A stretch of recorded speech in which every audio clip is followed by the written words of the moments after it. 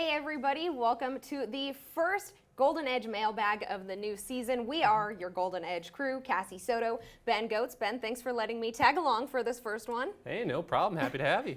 Well, before we get into any of the comments and questions that you've sent Ben and myself, which of course you can still do live right here, we'll be answering those live for you. We do have to get to some serious news first, Ben. The NHL announcing earlier this morning that Golden Knights forward Valentin Zykov has been suspended for 20 games without pay due to violations of the Performance Enhancing Substances program. Ben, what does this mean for the Golden Knights and that organization? Well, it means a lot of things. For one, it means that they have 2 violators within 2 years because, of course, Nate Schmidt also got a 20-game suspension to start last season. That gives the Knights 2 out of the 6 violators since the new CBA was ratified in January 2013. So basically a third of all players that have been popped for this program have come from the Golden Knights, and they've only been in existence for 3 years. I mean, that's a crazy figure. Yeah. Now, of course, President of Hockey Operations George McPhee said these are very different circumstances. And Nate Schmidt, of course, said environmental contamination was the cause of his positive test last year. He professed his innocence. The team stood behind him. Where in this case, George McPhee said Valentin Zykov said he had been taking supplements for about 4 years. Valentin Zykov was claimed by the Knights last December, and McPhee said the team did not endorse the taking of these supplements. They did not know about them, and so they, of course, agree with the suspension this time around. But still, not a good look for the Knights when that is happening. And then, of course, on the ice, because we talked about off the ice there, they're going to figure out what to do at his third-line left wing spot. That's Brandon Peary tonight. Coach Jorgalant said he's going in the game tonight. And then what they do moving forward remains to be seen. They're probably going to have to call someone up from the AHL because their roster's at 21 healthy and available bodies right now.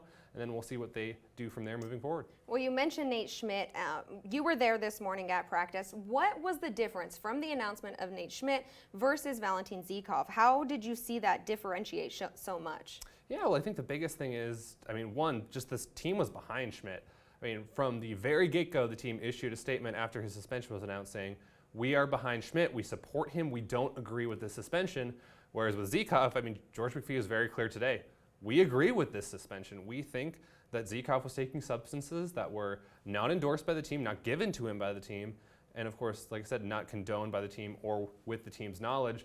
So we agree with this suspension. Yeah. I think Schmidt was pretty upfront with the Knights and saying like, hey, I tested positive for this. I don't know what it was. He still has not said publicly, and he cannot say publicly according to this policy as well, what he tested positive for.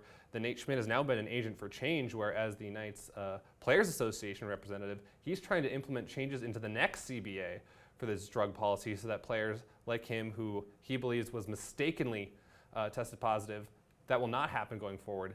In this case, it seems the Knights don't believe this was a mistake. They believe Valentin Zykov was guilty of taking some things, supplements in this case, that he shouldn't have been taking, and so they're not standing behind him like they did with Schmidt. Yeah, all right, well, moving on to the questions and comments now that everybody left us, and let's start with Bill Aspers, Ben. He asked, what's the latest on Nate Schmidt's injury, since we were just talking about him? I say we were just talking about Schmidt, and of course he's been missing for most of the start of the season thanks to a lower body injury. He, of course, had that knee-on-knee hit with Sharks captain Logan Couture in the season opener.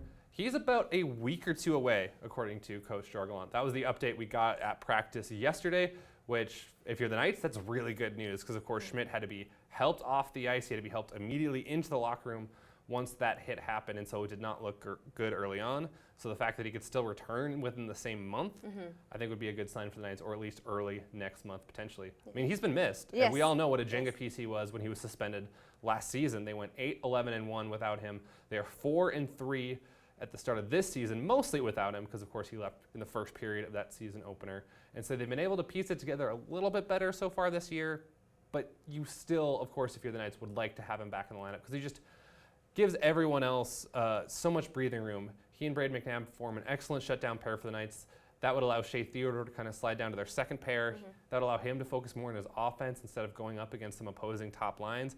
And of course, right now you have Nick Hague and Derek England on your third pair, and all of a sudden you could probably get a rotation going with those guys. And so I think obviously Schmidt would click a lot of things back into place if he does indeed return within the next week or 2. All right, well, moving on. Jeff Simpson is wondering, are the Knights channeling 1979 Pittsburgh? And you said you had to Google that, Ben. What exactly does that mean, Jeff? Yeah, for this Jeff is an Simpson? incredible question, Jeff. So 1979 Pittsburgh Pirates, they were the World Series champions, and their anthem was, of course, the iconic hit, "We Are Family." And Cassie, what song did the Golden Knights play after defeating the Los Angeles Kings on the road Sunday? We are family. Oh, they were cranking it. It was crazy. There's nothing like, if you're a beat reporter like me on the road with the team, watching some sweaty guys log their hockey equipment out of the locker room while bopping to "We Are Family." I mean, you could just tell there were good vibes in the Golden Knights locker room. That was their second straight win. They'd swept a back-to-back. Paul Stastny got asked about it after the game, and he said, "Hey, we just like 60s, 70s, 80s funk and good vibes around here. Like, we're keeping it going." And so I think that's honestly a good sign for the Golden Knights. They're keeping things loose early on in the season. They're kind of celebrating their early successes. There's some good vibes in the locker room, and I think, that song is a part of it. Whether that's an anthem for their entire season like it was for the Pirates, not really sure at this point, but it is showing that they're having a lot of fun to start the year. Well, I'll ask this question. Who do you think is the best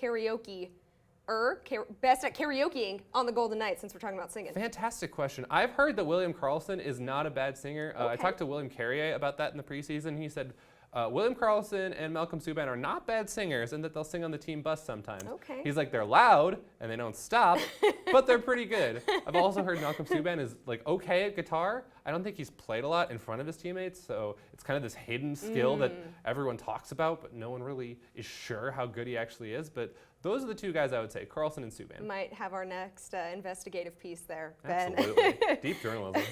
Well, Carl Grace is commenting, "I don't understand why they don't let Oscar Dansk show his worth." Yeah, so this came to me after that back-to-back against the Kings where they didn't play Oscar Dansk. They played Marc-Andre Fleury in both of those games of the back-to-back without letting their backup at the time, which was Dansk, get in a game. And I think it's just because they have so much faith in Marc-Andre Fleury. Like, Oscar Dansk is 25 years old. He's a promising goaltender. He was pretty good in the AHL last season, but he let in 7 goals in his first AHL start this year. And obviously Marc-Andre Fleury, I mean, he's your all-star. He's the rock of this team, and I think if you go up to every player in the Golden Knights locker room, they would admit that, especially because he's playing really, really well to start the season. He's got a .922 save percentage that's really good. He's looked really sharp in just about every game he's played so far, and he has played in every game. Malcolm Subban got hurt last Thursday against the Arizona Coyotes, so Fleury had to sub in, and he's played 7 out of 7 games so far. But even last game against the Nashville Predators, he let in 5 goals. I thought he made a lot of spectacular saves. And so right now, Marc-Andre Fleury is your guy. He's dialed in, and so I don't think they're going to let him out of the net until he kind of raises his arm and says, all right, I'm not seeing pucks as well as I used to. I could use a little bit of a breather. Until then, I think they're going to ride him. And what's the update if we have one on Malcolm Subban? Still, We don't really have an update. Haven't seen him at practice yet. The quote, day to day. Yeah, we're not really sure if he's going to go on this upcoming road trip because, of course, they play the Ottawa Senators tonight, and then they embark on a 3-game road trip.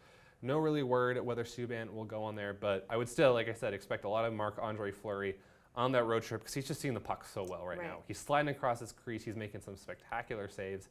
I mean, we all know how good Marc-Andre Fleury can be when he's on his game.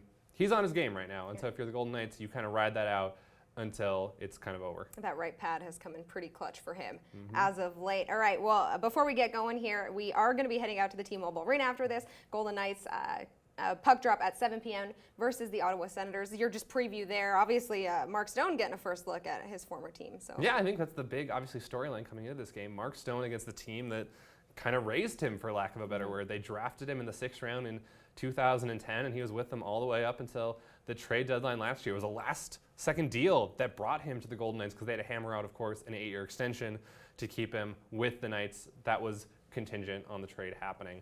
So it'll be emotional for Mark Stone. I mean, he kind of said he got dinner with a couple of ex-teammates and kind of the former Ottawa Senators staffers last night, but he's looking forward to this game. He thinks it's going to be a lot of fun. I'm sure it's going to be emotional for him. I mean, he said yesterday, hey, if there's anywhere that I was going to go, if it wasn't Ottawa, I wanted to be here with the Vegas Golden Knights. He's happy that he's here because he can contend for a Stanley Cup right now.